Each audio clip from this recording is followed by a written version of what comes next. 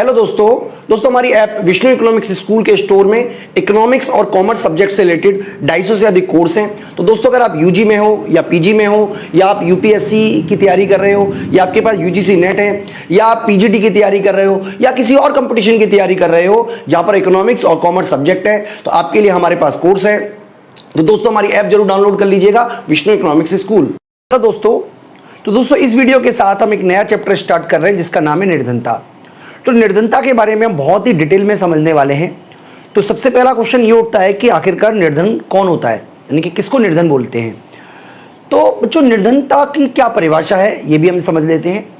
तो आप देखिए बहुत ही सामान्य सी अगर हम बात करें तो आप अपने रास्ते में जब भी आप कहीं जा रहे हैं, मुझे नहीं पता कि आप किस सिटी से हो सकते हैं, लेकिन मैं दिल्ली से हूँ और एक बड़ी सिटी है, तो रेड लाइट पे बहुत सारे ऐसे लोग होते हैं, बेगर्स होते हैं, भीख मांगते हैं, बहुत सारे रिक्शा पुलर आपको देखने को मिलेंगे, कबाड़ी देखने को मिलेंगे, कूड़ा बीनने वाले आपको देखने को मिलेंगे।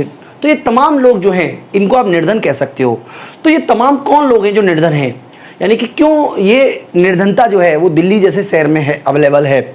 तो बच्चों इसकी वजह ये हो सकती है कि जो लोग हैं गाँव में जिनके पास कोई भूमिहीन श्रमिक हो सकते हैं, भूमिहीन श्रमिक जो हैं गांव के वो शहरों में माइग्रेट हो गए हों या कोई और अपराध की वजह से वो माइग्रेट हो गए हों, यानी कि जो तमाम लोग जो जीवन की मूलभूत आवश्यकताओं की भी पूर्ति नहीं कर पाते वो तमाम लोग निर्धन कहलाते हैं।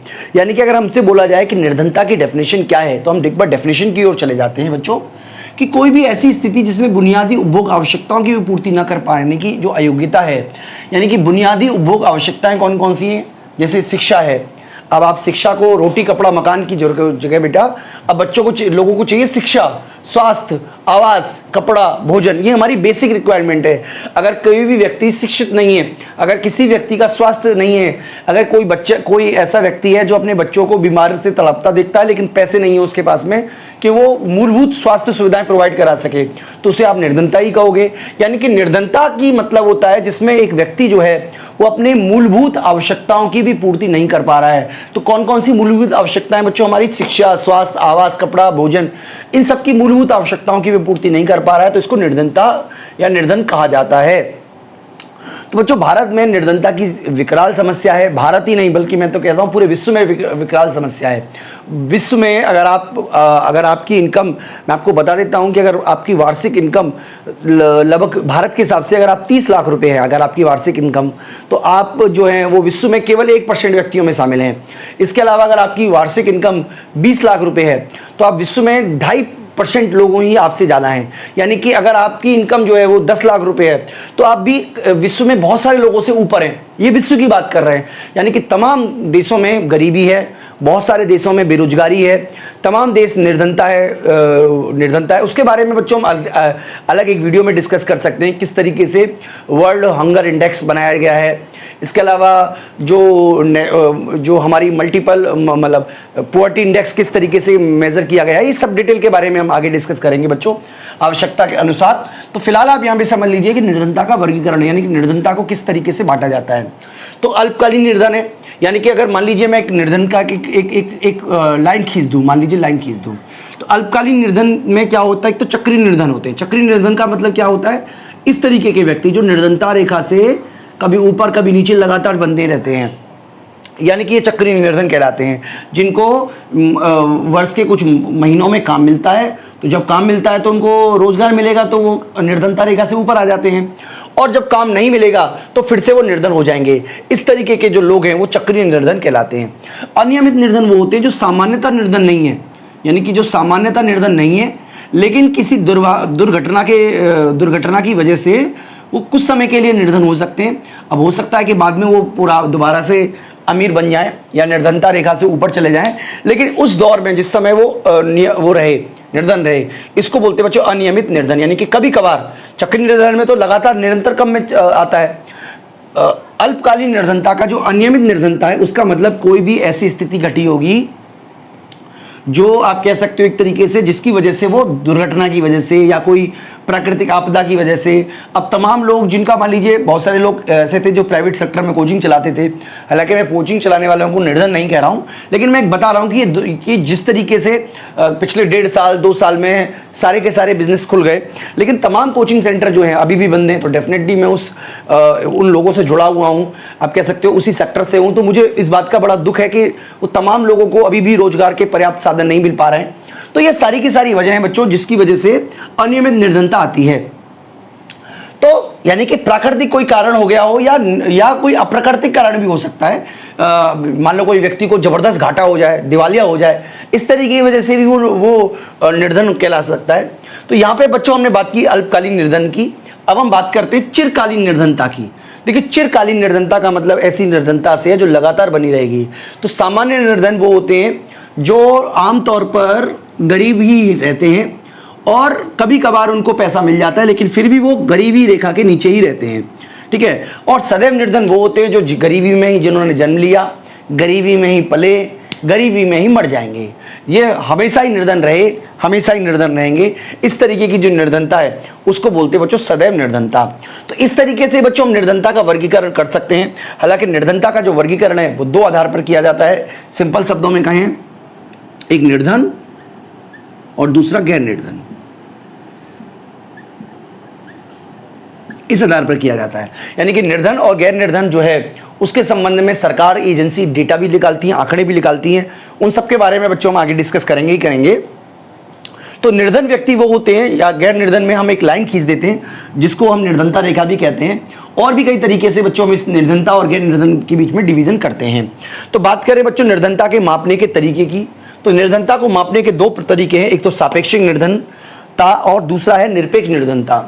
तो बच्चों मैं आपको बता देता हूं कि सापेक्षिक निर्धनता उस स्थिति में कहलाती है जिस स्थिति में हम एक क्षेत्र की तुलना दूसरे क्षेत्र से या एक वर्ग की तुलना दूसरे वर्ग से, इस तरीके से जब हम तुलना करते हैं तो हम कहलाते हैं सापेक्षिक निर्धनता। जैसे मान लीजिए हम एक डेटा के थ्रू आपको ये कहना चाह रहे हैं कि भारत में 20% लोग जो हैं, अपर 20% जो लोग हैं, उनके पास 54.6% जो है संपत्ति, ये इन्हीं 20% लोगों के पास है।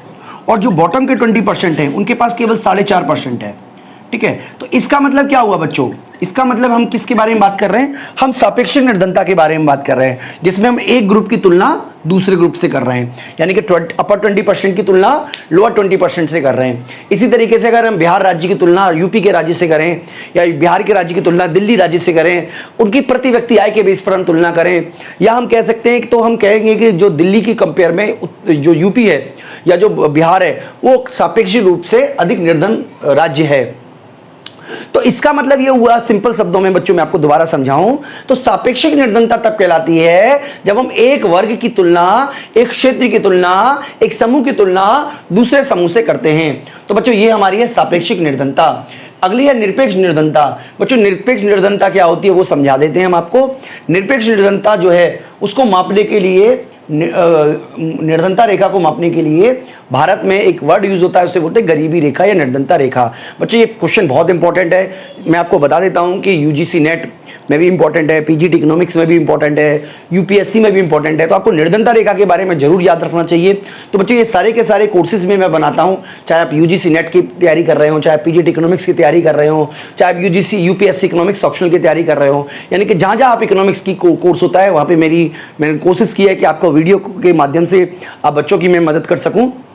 तो आप हमारी ऐप डाउनलोड कर लीजिएगा, विष्णु इकोनॉमिक्स स्कूल, वहां पर ये तमाम कोर्सेज आपको अवेलेबल होंगे। तो बच्चों भारत में निरपेक्ष निर्धनता को मापने के लिए हम यूज करते हैं निर्धनता रेखा। तो क्या होती है निरपेक्ष निर्धनता? निरपेक्ष निर्धनता में हम एक लाइन खींच देते हैं।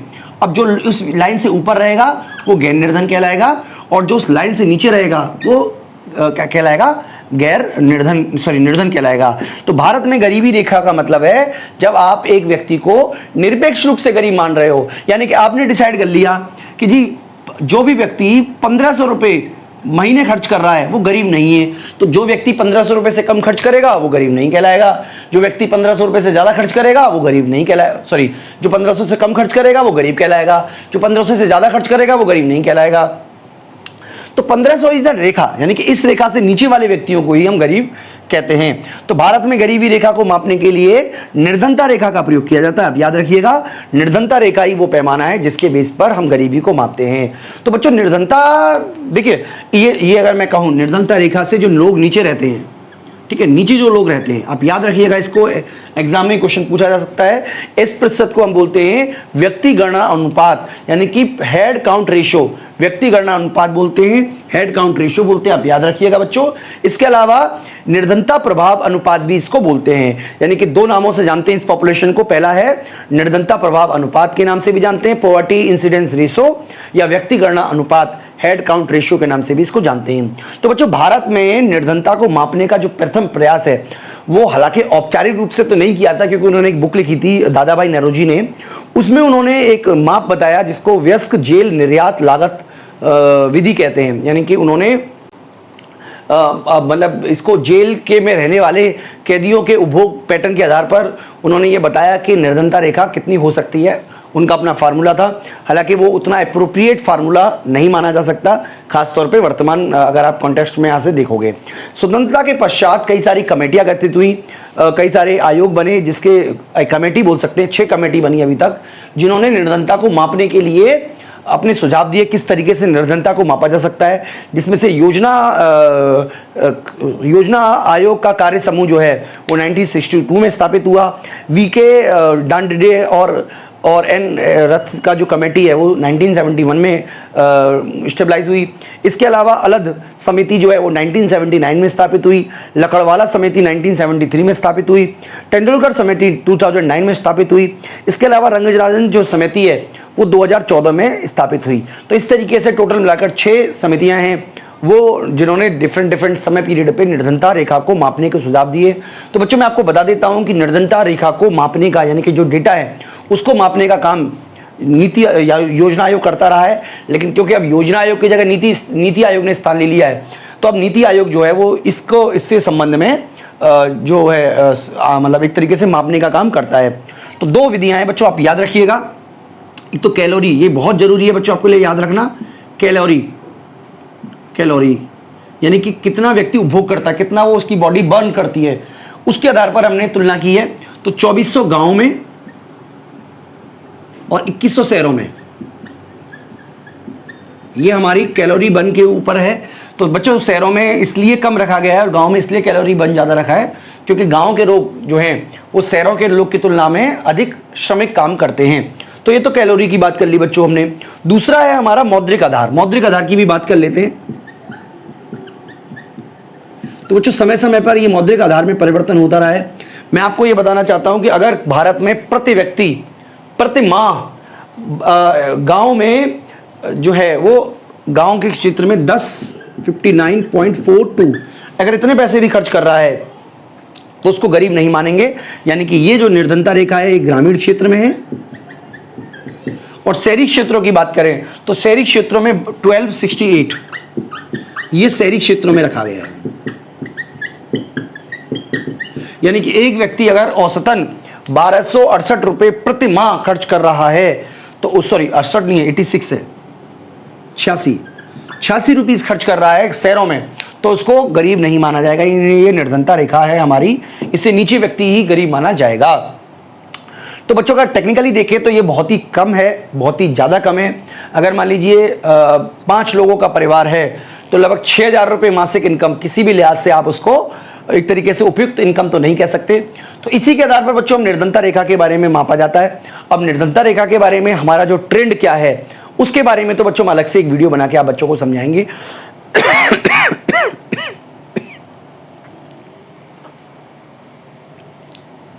तो दोस्तों मैं उम्मीद करता हूं कि आपको अच्छी तरीके से निर्धनता का कंसेप्ट समझ में आया होगा। अब हमारी वीडियो को लाइक करना और चैनल को सब्सक्राइब करना ना भूलें। इस वीडियो में इतना ही दोस्तों, थैंक यू।